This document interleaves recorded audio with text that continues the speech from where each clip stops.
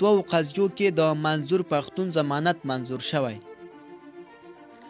په پاکستان کې یوې محکمې د دوو قضیو یا مقدمو کې د پښتون ژغورنې د غورځنګ یا پی ټي ایم د مشر منځور پښتون ضمانت منظور کړی دی.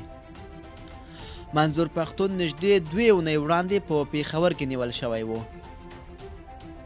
پر ده تور لګول شوی و چې پاکستان میشته قومونه کې د کرکې خورولو هڅه یې کړې او د پاکستان له اساسي قانونه یې سرغړونه کړې ده. خو د هغه مدافع وکیلان دا خبره بې بنسټه بللې ده.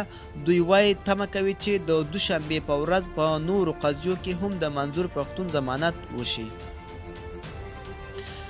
دا زموږ لنډ تازه راپور. د لا ښکلو راپورونو لپاره افغان ټي وي چینل در سره سبسکرایب کړئ.